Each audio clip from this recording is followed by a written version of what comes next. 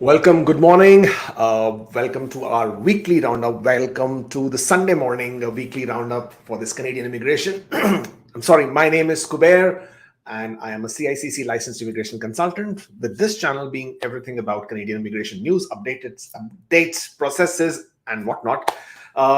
Very exciting day today. Exciting not because I have particularly some good news, but exciting because we now have some more meat to discuss about what exactly are the proposed changes that IRCC is looking to bring in the very near future. Now, we do not know when the near future is beckoning, but at least we know that these are coming. And now we have some more substantial things to discuss as far as these changes are concerned, which is what we will be doing in today's broadcast, while we will also discuss what has happened in the last week in the field of Canadian immigration. That is always exciting, considering what's happening in those fronts as well. So very quickly, let's get on with the presentation, and then we come back to these more pertinent questions that we want to talk about today. Starting with our quote of the week: I wake up every morning believing today is going to be better than yesterday. That is quoted by Will Smith. I mean, after the recent incident, I don't think Will Smith would have that much of say in something of that sort, but I definitely resonate with that. I wake up every morning believing today is going to be better. That way you leave your past behind and keep prodding out and making your today and tomorrow work. Nothing better than that. Canadian Immigration Weekly Roundup. Do join us on our social media platforms on Instagram, Facebook, YouTube, and Twitter. Today's discussion would be around the PNP draws and ARIMA draws as well. And then there are some other news that we want to talk to you about. Starting with British Columbia, which is, as I said, the regular suspect on our weekly roundups. On May 17, British Columbia invited 154 candidates through a general draw across 5 different streams. The score requirement for this draw was 123 points, which is extremely high. And they did target and invite 23 different occupations in priority healthcare and childcare occupations. And the draw for the 5 streams in the childcare and healthcare was at a very low of 62 points. Prince Edward Islands invited a total of 153 immigration candidates on the 20th of May. And the express entry and labor impact candidates received the most invitations with a combined total of 137. The remaining went to the business impact categories with a provincial score of 62. Now, Prince Edward Islands holds their draws every single month. The schedule is available on their website. They announce the schedule, so they don't keep you guessing as to when the draws will be held. Also, you have to take note of the fact that Prince Edward Islands, though I know a lot of agents and consultants out there try to mislead you, misguide you by saying, we will lodge your profile, we will lodge your application in Prince Edward Islands.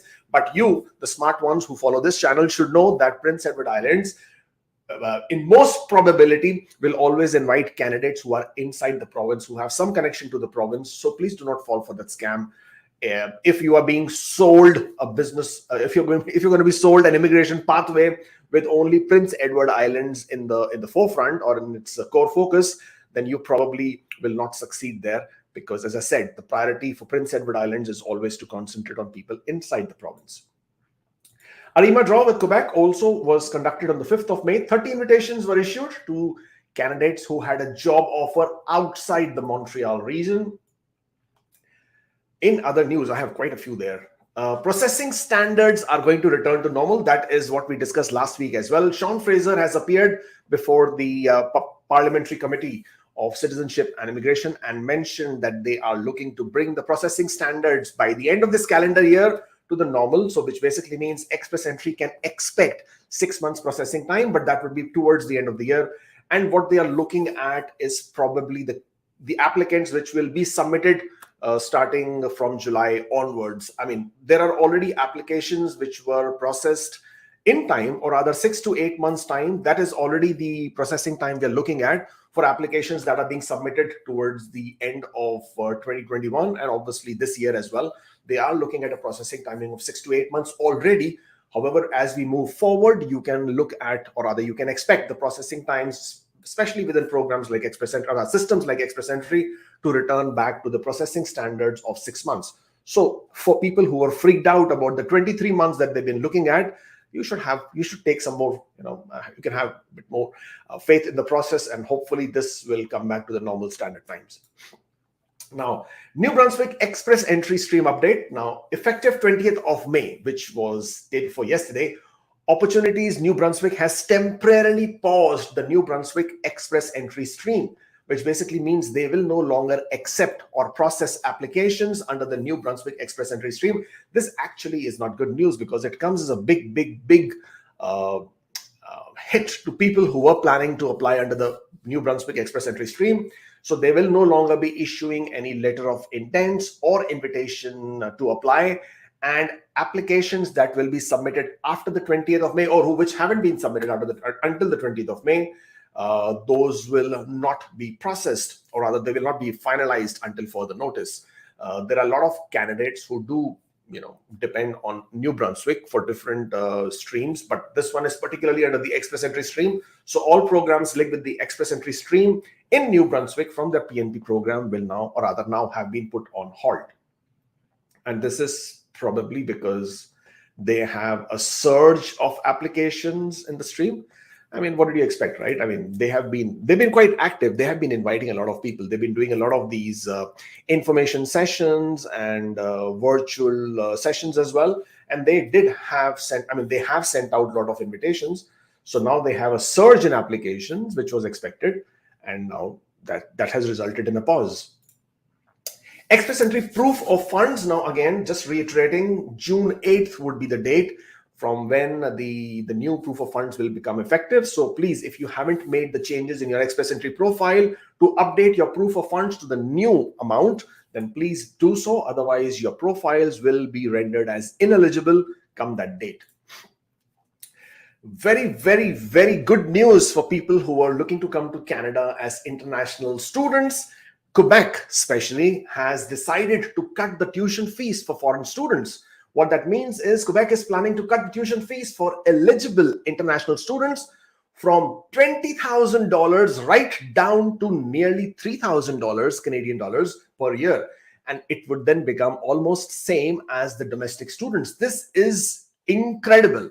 The priority areas, obviously there will have to be some caveat there. So this will not apply to all programs or fields of study. The fields of study, the priority fields of study would be information technology, engineering, health and social services, and education, which would include the early childhood educator programs. The program will amount to reduction of as much as 14,000 Canadian dollars, and for college students, and up to $20,000 for the university students. This is incredible. This is big because, I mean, we've all known that how expensive the programs can be in Canada, especially on an average, you are looking to pay anywhere between $15,000 to $20,000 per year for education in Canada. With Quebec now making this announcement of reducing the education fees or the college fees, this is, there is another good thing which will make this very interesting, and that is more often than not, IRCC refuses study permit applications of students, saying that it does not make sense for them to study in Canada because the cost of education is very high and their choice of program just does not justify them studying in Canada, given how expensive it is to study in Canada. But with only $3,000, $4,000, $5,000 annually as the fee, IRCC is going to struggle giving you that reason or excuse for refusing your study permit application. So this is really good.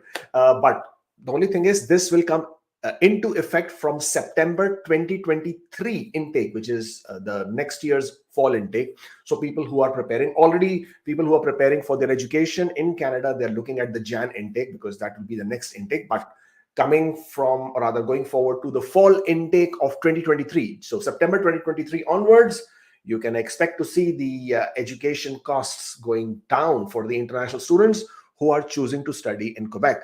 This, I am absolutely sure, will bring more and many more students who will be going into Quebec to study in Quebec. Great news there from Quebec. And that's just about it that I had for my today's presentation. Do connect with us on social media, Instagram, Facebook, Twitter, YouTube, of course. And then we also have TikTok. So while you're still here, do smash that like button so we can see this video reaching out to more people. And also, please don't forget to subscribe to the channel. That's always good to have more people here because, hey, that's the only place on internet, on YouTube, where you get the most credible news on Canadian immigration. And speaking of credibility, let's get on with the changes. Now, the changes has been something which we have speculated a lot, something which we have been expecting ever since the 2021 budget was proposed.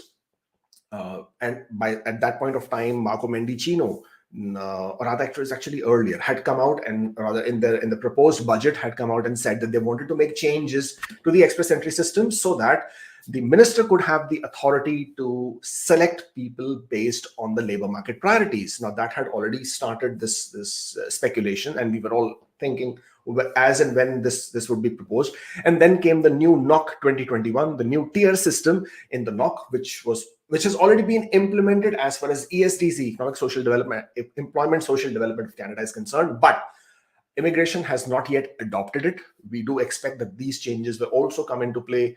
Not anytime soon, probably end of this year, maybe early next year, but definitely not anytime soon.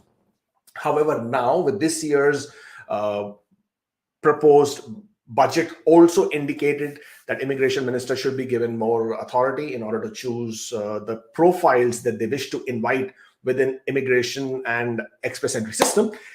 Now they have finally proposed, or rather tabled, the bill so that they can make these changes in express entry. Now, this is a big one, right? So what happens in a bill is that obviously when a bill is proposed, changes are proposed. Now this is an act, right? Immigration Refugee Protection Act, IRPA and IRPA, Immigration Refugee Protection Regulations.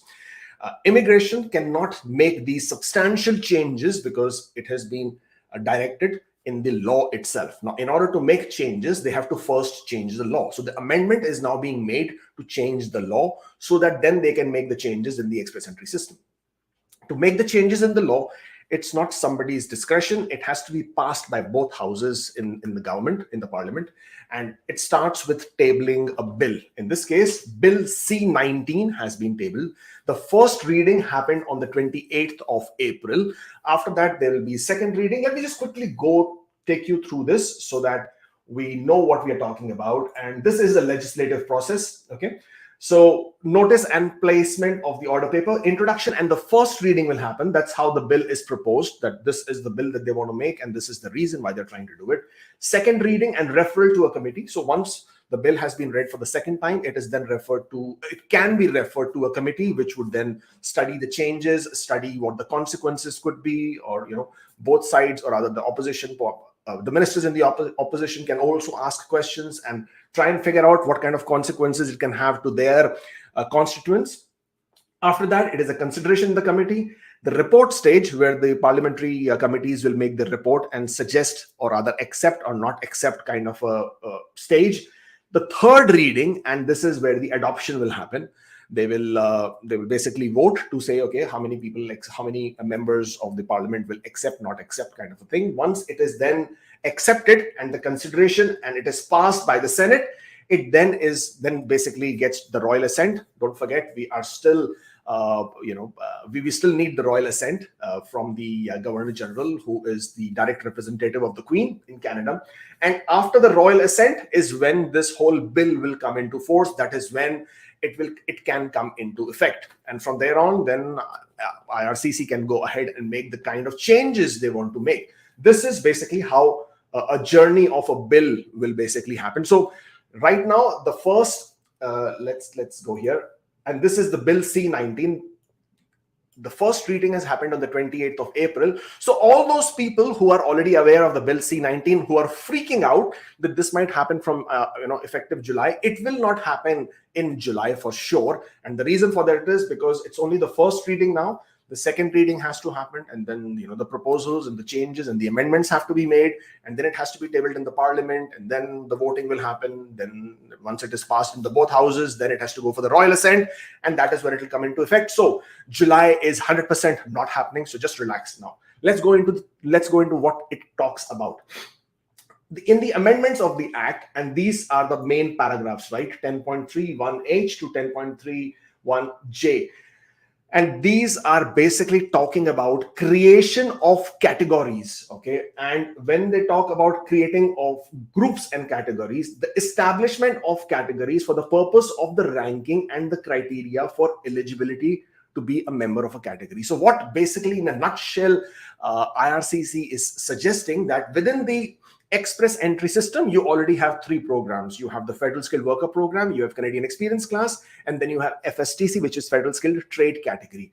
Now, IRCC is recommending that they should be allowed to create categories within the express entry, and these categories could be based on the language people speak. For example, they want to sort of obviously encourage francophone immigration, so francophones, so that category obviously can be identified very quickly.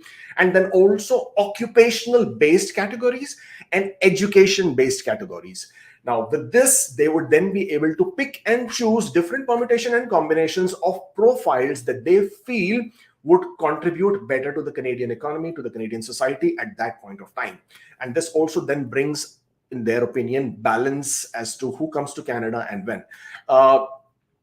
In a nutshell, they want to have a more minute selection process, or rather, they want not a minute basically, but they want to have a more stringent selection process where they can go down to selecting people based on their background, their work experience, their education, the language they speak, and to which area in Canada they wish to make their home. For example, if a francophone wants to come to, in a majority French-speaking majority areas, then IRCC may not be inclined to invite that candidate. But if that francophone wants to go to an area in Canada where French is not spoken as a minority, where French is a minority community, then that person might become eligible under those categories that they have established. So these are just an example that I'm trying to give you. I will also show you a recording of the House of Commons parliamentary meeting where they discuss this in more details. But as I said, in a nutshell, what they're trying to do is they're trying to create categories within the express entry system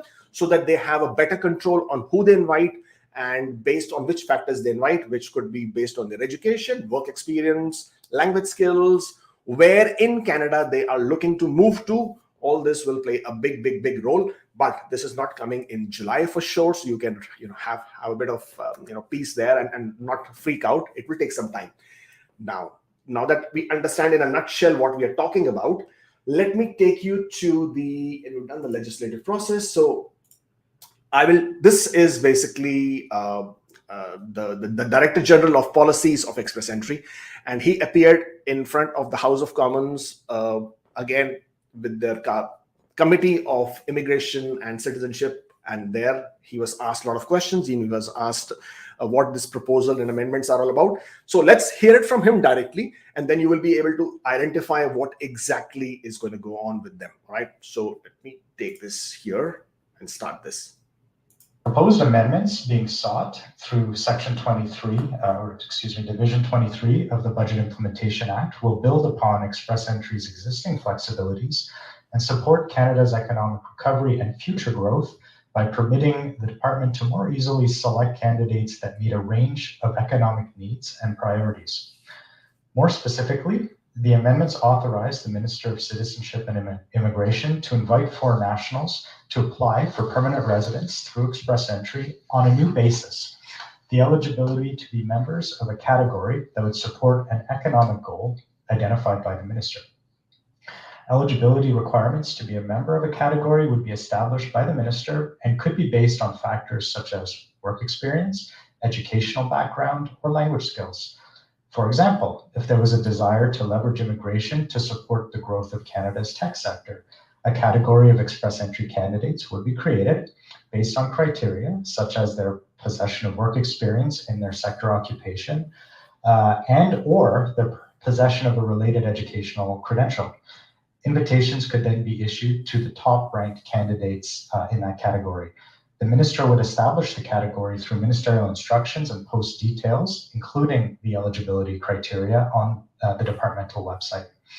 To support program integrity, the proposed amendments also direct officers to refuse applications from candidates who cannot demonstrate they were eligible to be a member of the particular category. To support transparency around these authorities, The proposed amendments also require the minister to identify the economic goal they are seeking to support in establishing each category. The amendments.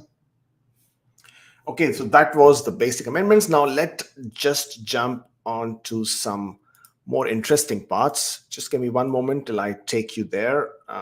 Marked it here, just hold on.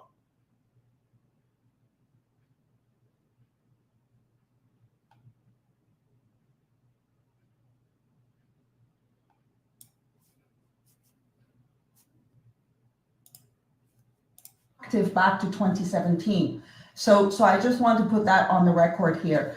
On the second area to which I have questions about, with respect to the express entry categories, so now the bill does not actually stipulate what categories these are, what sort of jobs categories are we talking about. It just kind of gives broad authority to the minister to make that determination.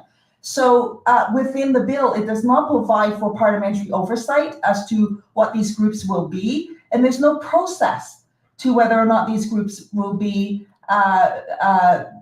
fair. Like, how would they be fairly chosen, and how would they be selected? So why didn't the officials actually put in a requirement so that the groups that the government are thinking about that they would have to make that list? So exactly who are we thinking about with this provision? Thank you, Chair, for the question. So within, so first, the economic goal upon which the invitation is conducted will be in the instruction itself. With respect to process, this is something that is currently being developed. Having said that, just for examples, features such as consultation with employer groups and other stakeholders with awareness of labor market information would be a likely reference, as well as mentioned, the objectives within the Immigration Act themselves, consultation with colleagues at Employment and Social Development Canada who have knowledge of labor market information. And then finally, consultation with provinces and territories could be some of the areas upon which, when in preparing advice as to what category-based rounds could be conducted upon, could be examples. Thank you. Do the officials have a list of occupations in mind right now? Squan, your time is up. Can I just get a quick yes/no answer? Thank you for the question. Currently, there are no specific occupations in mind. Well, there you go. Plenty of information there to sort of, chew upon in terms of what's happening. So as I said, I'm just going to very quickly summarize this. So the categories are going to be created. This is a proposed bill, Bill C-19, which still needs to be approved. At this point of time, it is under deliberation in the parliament. And once it is being approved, and I'm sure it will be, because I see little resistance there. But as you heard Jenny Kwan, who is a very, very active immigration parliamentary committee member, who very clearly asked whether this is going to be fair and on what basis will these categories be created. And you could sort of get a gist out of that the categories would be created based on a lot of consultations with the stakeholders, with the ESDC, which is Employment Social Development of Canada, as well as the provinces as well. And once they have sort of come to some conclusion with that and identified which are the businesses or which are the occupations that are most in need, those will then become, those will be the ones which might get invited or which might get preference. Now, I know a lot of people have been saying that this would be very, very close to rather something which is what PNPs are doing and provincial nominee programs, and what will be the difference between this and the provincial nominee programs. Well, first of all, how many provinces are there, right? I mean, we've discussed this before. So there is Ontario, okay, and then there is Saskatchewan. So these are the two main provinces who basically will invite based on occupation codes. Alberta, we never really know who they're inviting, so we can't count them. Nova Scotia, once in a while they will conduct their draws. Who else is there? Of the other provinces who are inviting people based on the occupation code, for example, your British Columbia, you all need job offers. So what about people who are not in Canada? So you only have to rely upon Ontario and Saskatchewan. But even with Ontario and Saskatchewan, the quotas are limited. Obviously, it's not an endless supply of quota. And a lot of times you have to depend on who they're going to be inviting, when they're inviting. And there are obviously some criterias in play as well.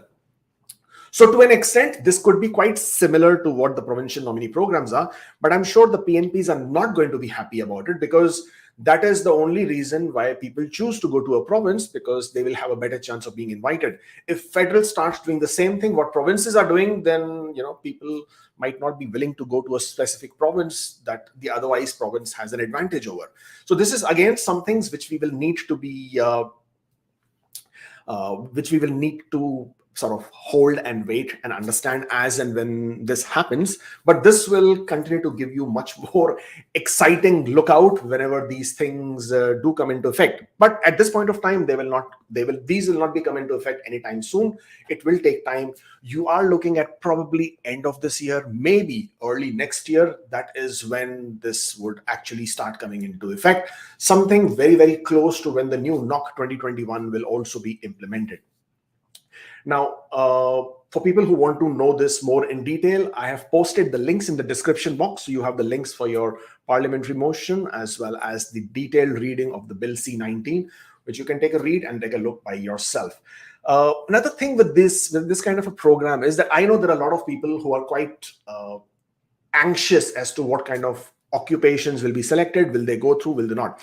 Now, it will definitely impact the whole express entry system as to how the draws are conducted. It will no longer be CEC specific or a federal state specific. It could actually go down to a person who is CEC, a person who is in a specific occupation, and a person who intends to be in a certain province. It could go down to that. It could go down to a federal skilled worker who has this education, who has this work experience for these many years, who wants to make so-and-so province their home.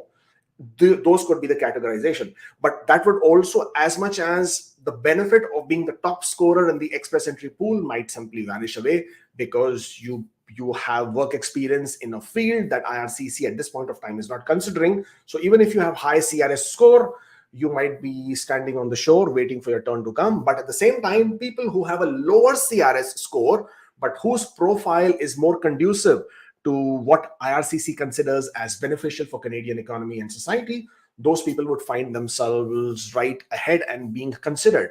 So it has a balance in both manners. There will always be people who would not like it. There will always be people who will be left behind in this whole process. But then that is how these kind of systems will always pan out or play out. But in a way, it will create a balance, because a lot of people who would have no chance, whose CRS scores are low, but who do have a rich experience, who have good background, who have good education, but otherwise had no opportunity within the express entry pool, well, those will certainly have a chance, versus people who have a very high CRS score, but have work experience in something which IRCC might not consider important at this point of time. So as I said, it will balance out. Fingers crossed. Let's see as and when these things come into play. But this was my today's important aspects to talk about. And now that we have completed our C-19 discussion so that people are more aware, let's start with the question and answers. And if you're still here, don't forget to hit on the like button, and don't also forget to subscribe to the channel so we can have more and more people join in. Okay. Ravinder says, I have consulted you. Okay, I've consulted you a few days ago. I got an ADR. You told me to get a partnership agreement to prove that. And would a new date agreement create conflict? Yes. I mean, you cannot you cannot claim work experience which was in the past by creating a partnership agreement today. So what you can do is, you can, instead of creating a partnership agreement, instead you can create an affidavit between the both partners stating that you guys are partners and you have been partners in the business. So create an affidavit. Affidavit could be current dated. Partnership agreement could not be current dated if you're claiming benefits or points for it from the past. So yeah, you could definitely create a new affidavit for sure. Okay, मेरी PNP के through non express entry लगी है 22 जनवरी को, कितना time लगेगा? Already अभी मैं Canada में हूं. इफ यू आर रादर, अगर आप नॉन एक्सप्रेस एंट्री पीएनपी में अप्लाई कर रहे हैं तो उसको कम से कम 2 साल लग सकते हैं. आपको पेशेंस रखना पड़ेगा क्योंकि इस प्रोसेस में नॉन एक्सप्रेस एंट्री में टाइम लगता है. 21 September PNP AOR, only security check pending, medicals expire in September. Will I have to go for medical? Is there a chance to get PPR with the current ones? Well, in most cases, IRCC they have been giving extension to the medicals, so I think you'll be all right. I would expect you to get your application approved without the extensions, or they might give you the extensions as required.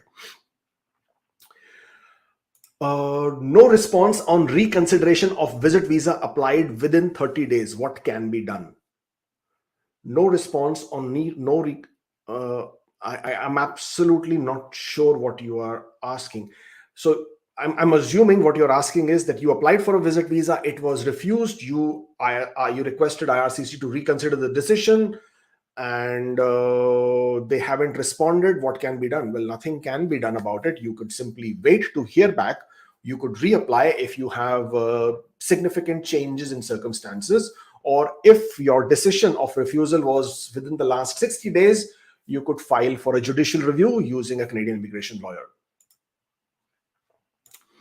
I'm a single applicant with non-accompanying spouse, received PPR. I'm 24 months pregnant and planning to deliver baby in Canada. Could you please guide me? How should I go about it? Health insurances, etc. Well, this would definitely need a bit of research. You can obviously come to Canada. There are certain provinces like Alberta which provide you with healthcare from day one that you land. There are some other provinces as well. I can't recall on top of my head. Provinces like Ontario need you to be residing in the province for at least 3 months before your health services kick in. However, Ontario did waive off that 3-month waiting period during the COVID.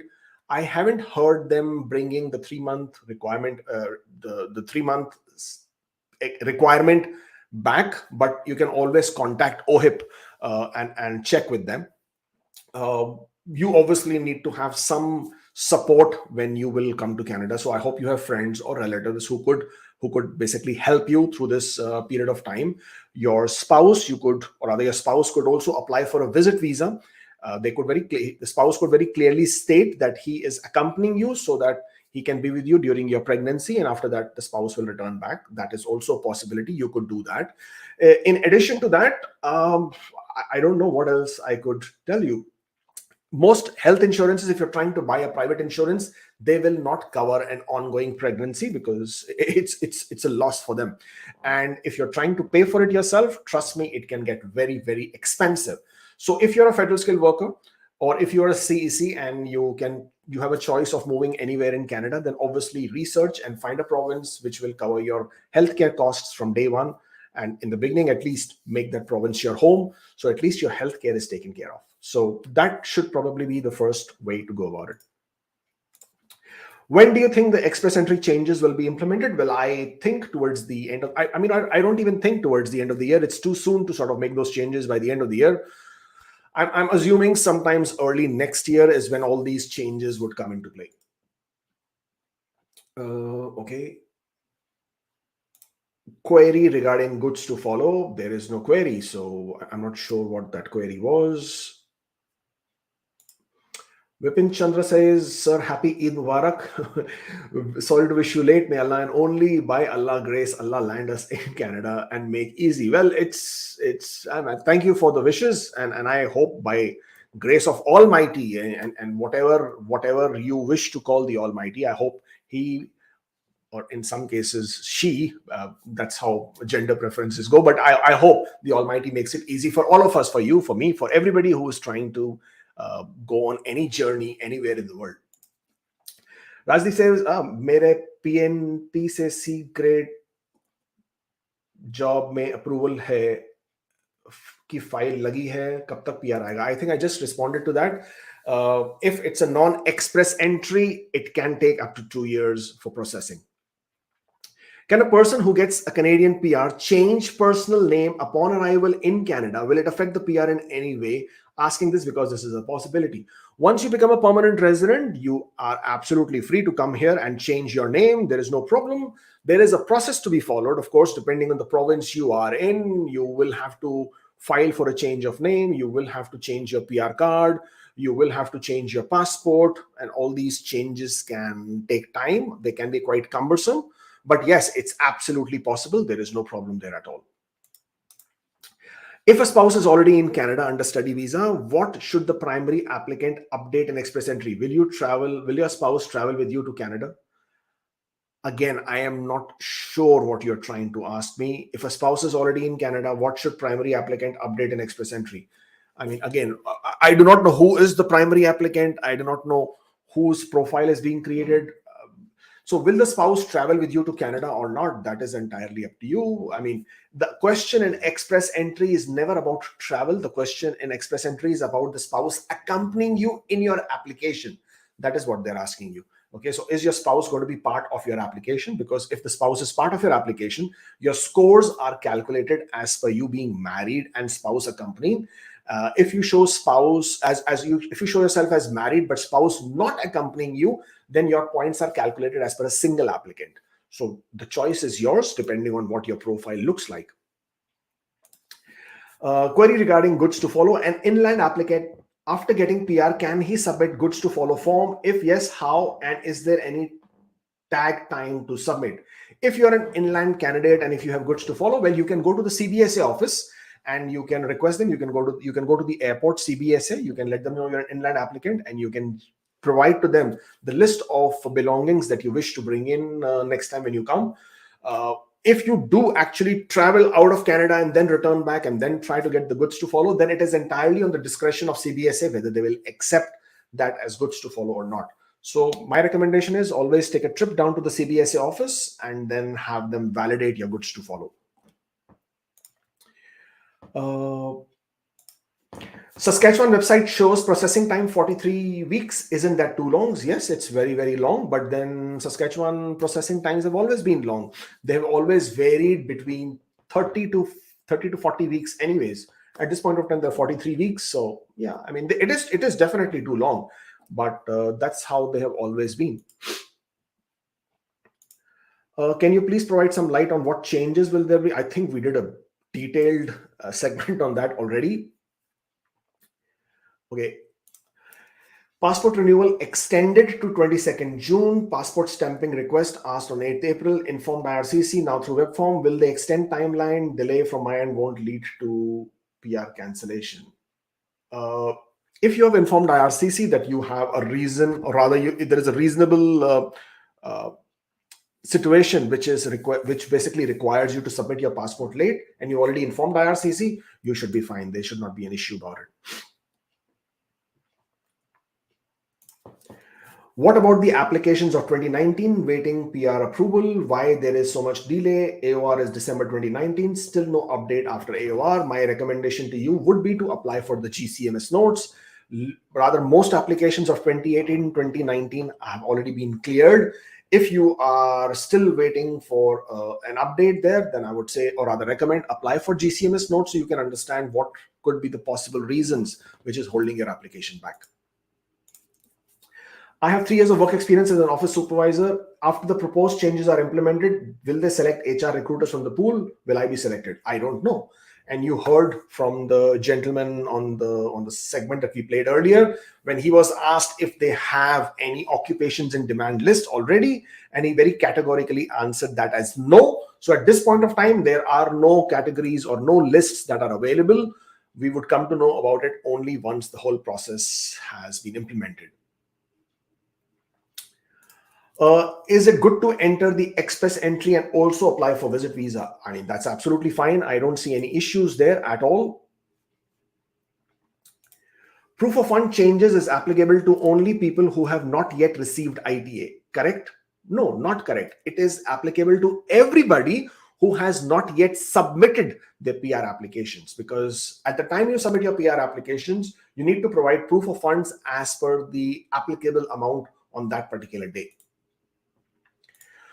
I applied for LMIA work permit from India in the month of May and having Canadian visitor visa. Kindly suggest me, am I eligible to convert my visit visa to work permit at immigration, enter Canada? Well, my suggestion to you would be that you should enter Canada first because you're coming here as a visitor. And then after a few days, you can go to the nearest port of entry and then apply for your work permit at the port of entry. When will the upcoming changes take place? Probably towards early next year. That's what I would assume. Is 456 a good score? Well, if it's only express entry you're looking at, then unfortunately, in my opinion, it is not. You will definitely need to do much better than that. Is it okay to exclude current job from express entry profile? I already have 6 years of experience from 2015 to 2021 with experience letter. Will not updating current job affect PNP nomination chances? You can definitely exclude your current work experience, but make sure you mention it in your personal history after you've received your ITA. It should not affect your PNP nomination chances. Canada immigration is stressing me out. Ontario has just vanished. Well, you have to take this into play that Ontario is expecting their elections. And that could also be a huge possibility as to why they're holding back on the draws. This is election time. So a lot of officials, a lot of people who work in the Ontario different offices may have gotten busy with other activities because elections, right? They always sort of tend to move their resources as and when they're needed. So that could also be one of the reasons why the draws are not happening or why the processing has slowed down. Upcoming changes in express entry will impact PNP as well. PNP has to align with the new changes. Well, yes, I would expect that PNPs would now try to look at different ways of attracting candidates to their province. At the end of the day, there are nearly 84 to 85,000 people who would come to Canada under the provincial nominee program. So yes, I'm sure that once the changes in express entry have become more evident, then the provinces would also like to sort of, make sure that their programs are designed in a manner that they can still take advantages of people who they wish to attract in their provinces. Okay. If all programs draw resume, 475 stand a chance later this year. We have discussed this in details. Watch my earlier videos where we have discussed, we have broken down different scoring factors to see what would have a better chance. Please, do you have any information regarding online application, New Brunswick strategic initiative? No, I do not have any specific information on that, if that's what you're looking for. What are the chances if one has being invited by a Canadian for visitation visa? Being invited by a Canadian or a permanent resident has zero relevance in your application. You could be invited by a Canadian, you could be invited by a person who's here on a study, you could be invited by a permanent resident. They don't mean much in terms of the relevance. What matters is your own documentation, your own profile, what you have to provide and prove as your ties to your home country. That is what will matter, not the status of the person who's inviting you. Taha says, my wife applied for study permit with spouse open work permit and kids. She received her passport request, but there is no movement for the other two cases. My question is, should we raise a web form? Well, you can raise a web form for sure, but all applications are not processed together. Though you have applied them together, though you applied for study visa and your open work permit together, but that doesn't mean all of them will be processed together. Study permit will be processed by a separate section. Your documentation will be processed by a different visa officer within the same section. Earlier, they were processed together, but with all the delays that are happening with the spouse open work permits, you probably have also got stuck in that queue. You can definitely raise a web form, no doubt about it, but processing will take its time as and how your application is due for processing. Can express entry profile expire after receiving an ITA? What if the ITA is received just a few days before expiry of profile? Well, the whole purpose of the express entry profile is to receive an ITA. Once the ITA is received, the expiry date of the profile is irrelevant. The profile does not expire because you received an ITA, and you can no longer do anything with your express entry profile because the minute you receive an ITA, another section in your GC key opens up, and that is the permanent residency application. So the express entry profile ceases to be active at all. Its purpose was just to get you an invitation, Once you've got the invitation, you move on with the PR application. Your profile has nothing there anymore. We see many files pending in review required or recommended pass state. Does the office always comment or work on the file on the to be updated by date? Well, to be updated by date basically is a trigger where the officer's queue will indicate these profiles have to be, or rather these applications have to be processed, but that by no means is a date which you can hold them by, or it's not something which they will definitely do it by that date only. Sometimes the applications can be processed faster, earlier. Sometimes it will take much longer. They can also refresh the next, or rather they can also carry forward your application to the next by due date, and that could be 30 days, 60 days, or 90 days later, depending on what the complexity of your application might be, especially in the review required cases. It also depends largely upon the visa officer, who is basically your main officer, who's supposed to sort of clear your application. What is their processing queue, how many applications they have in the processing, and what is the complexities of different applications they are processing. So they can individually be a variable factor in how soon your application will come up for processing. Is it okay under CC spouse non-accompanying if my husband is already on Canada on spouse open work permit? Do I have to justify the reason? Yes, even if you file, first of all, yes, your spouse could be non-accompanying even if your spouse is in Canada. That's absolutely possible. I know of a lot of people who have done it. But yes, you would definitely be required to give a reason as to why your spouse is unaccompanying, especially if your spouse is in Canada.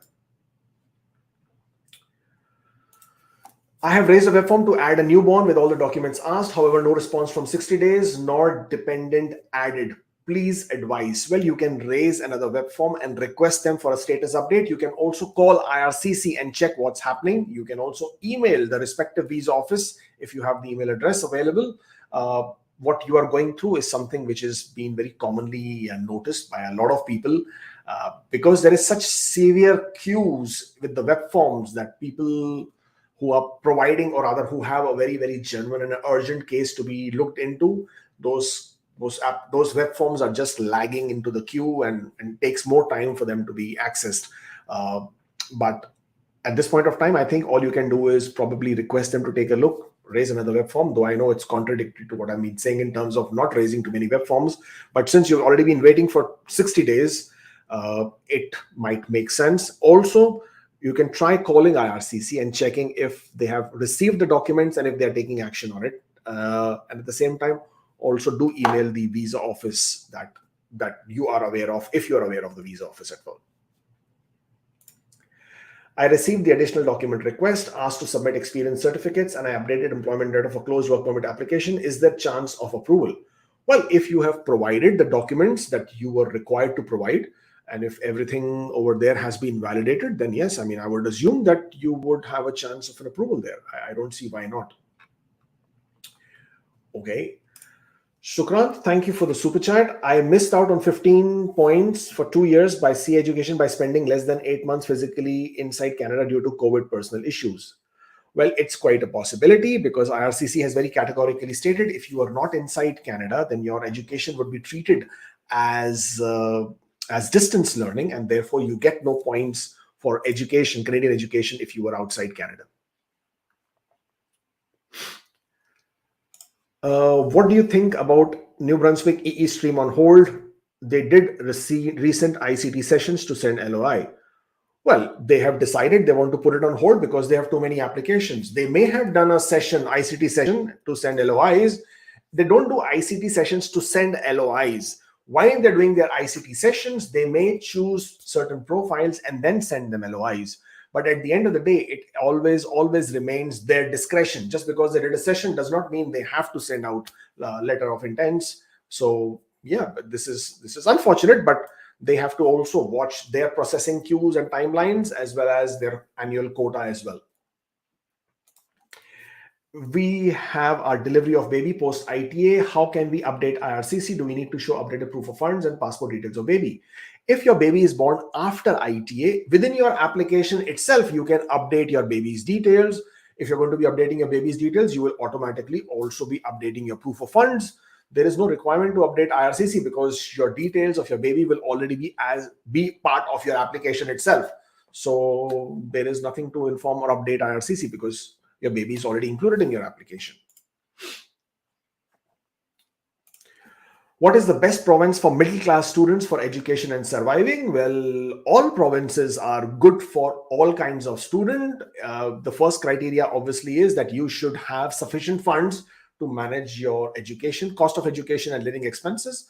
And by that, you could be living anywhere in Canada. But the recent announcement made by Quebec that they are slashing their tuition fees for international students to merely 1/4 of what they were earlier charging. That's a big news. So if you're looking to choose which province you should come and study in, then I think Quebec will go right on top of your list.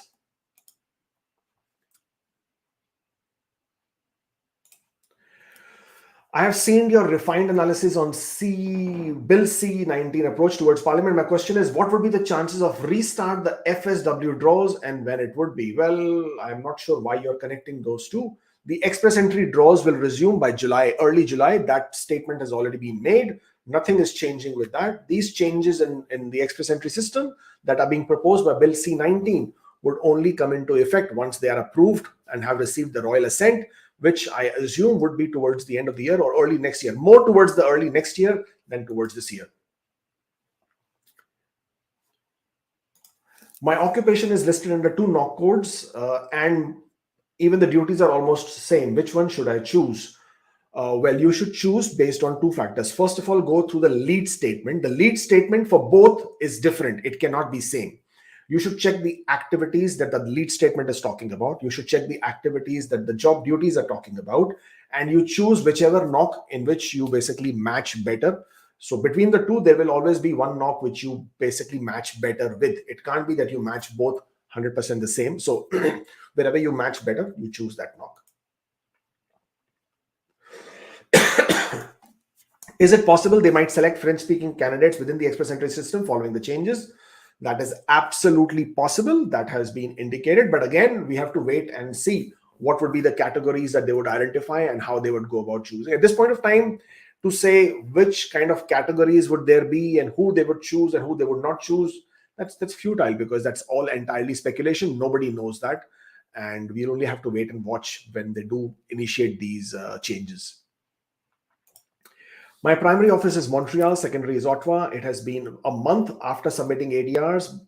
I have not received any biometric instruction. What can be done to expedite the process? Well, nothing can be done to expedite the process. It is not your discretion. It is not your choice.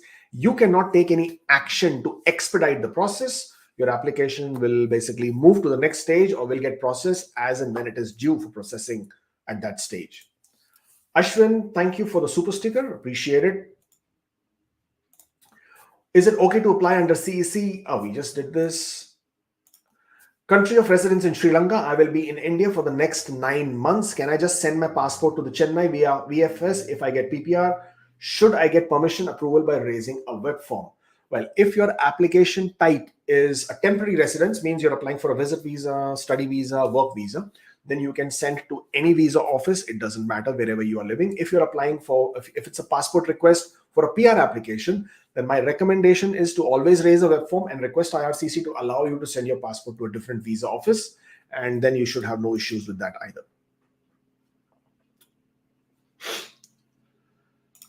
I got a provincial nomination of Saskatchewan, applied for PR in January. In which backlog category I am in? When can I expect to receive PPR? Well, I would expect that most people who have been submitting their applications towards the end of the last year, early this year, are all seeing a processing time between 6 to 8 months. So I would expect something similar for you as well.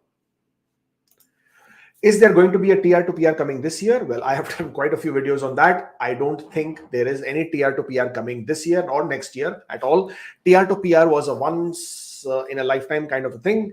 It was done primarily due to COVID, only and only to increase the number of people they could add to their quota for people who have landed in Canada for 2021.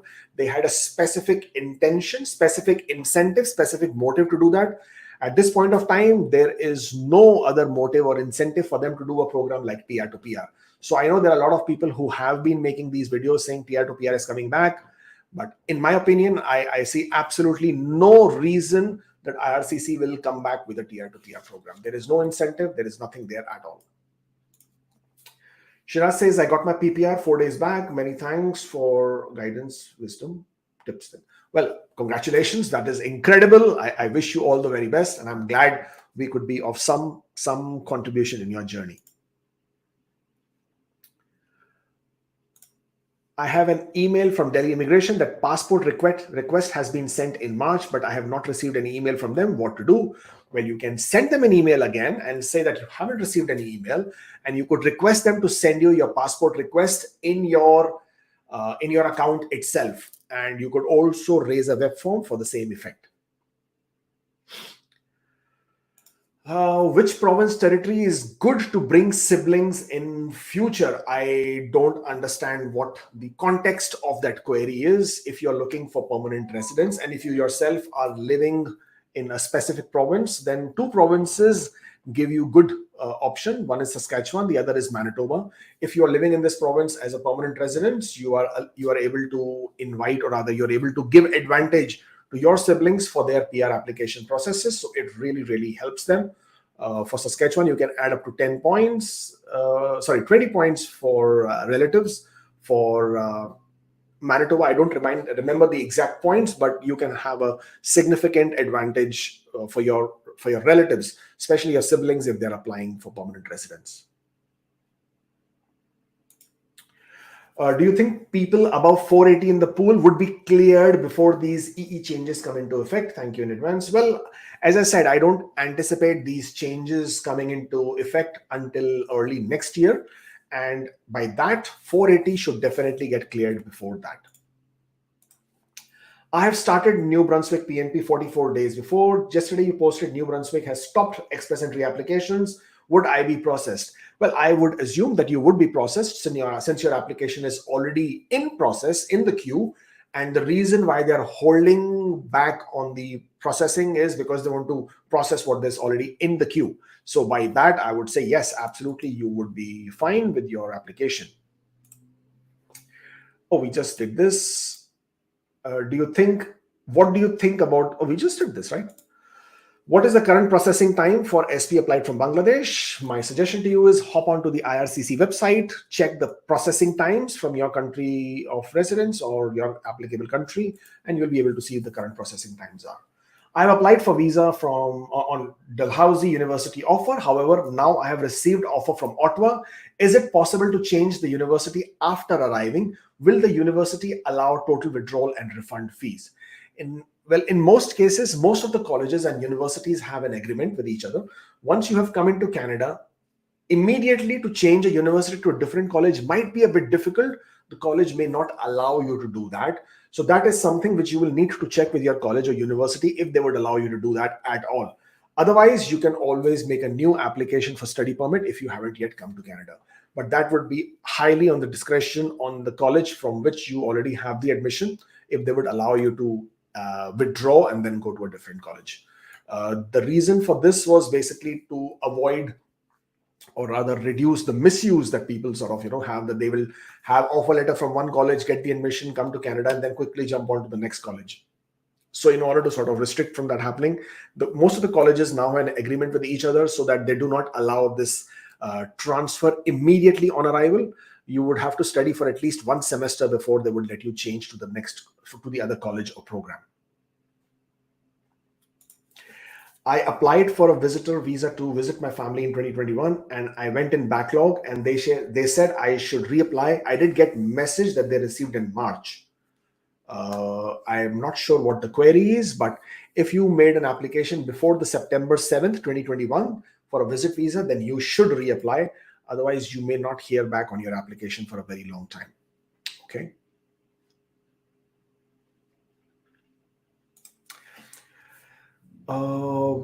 My wife applied for study permit for September 2022 intake. She received, we did. Okay, so a lot of questions are repeating.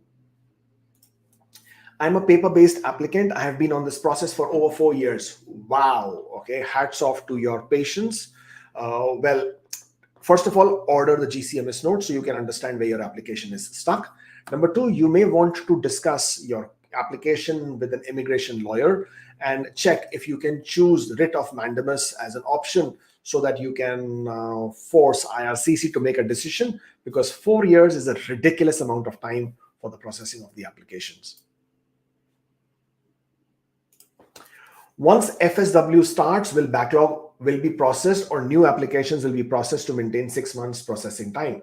Well, the express entry applications were held back primarily because they wanted to complete the backlog, or they wanted to process the backlog as much as possible. So no, the backlogs will not stop. I mean, they will not stop working on the backlogs. They will continue to clear the backlogs as much as possible, while they will also start working on the new applications to maintain the new standard processing times.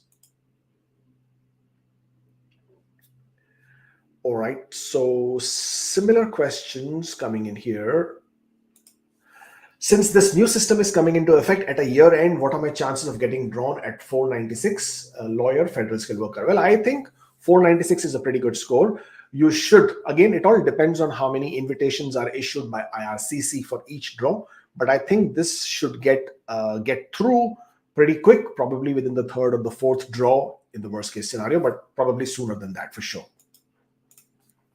Sean Fraser quoted in one of his last sessions with the media that the international students and people within Canada should be given priority in express entry.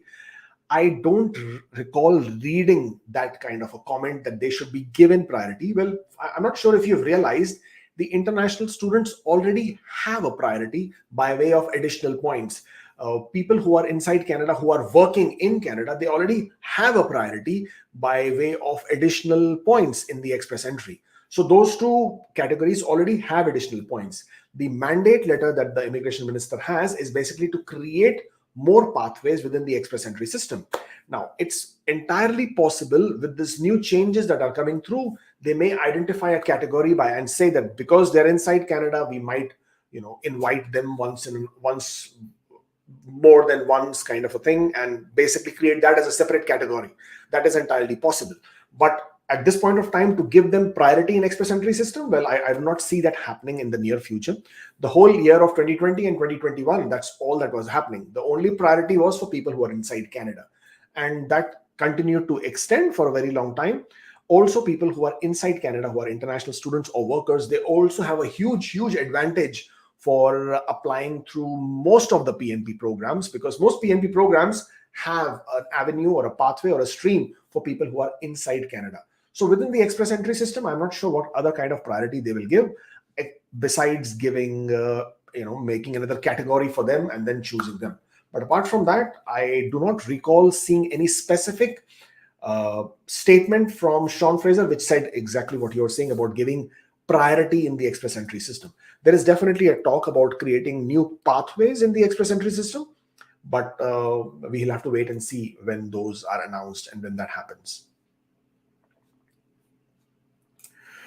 I have been following you since a year. Thank you for all the help. I am at the end of my line. My eligibility is recommended pass. What does it mean exactly? Well, eligibility is recommended pass by the program assistant or a program analyst, which basically means that that person who was responsible to do a basic check of your application has checked and has understood that everything meets the requirement of the law.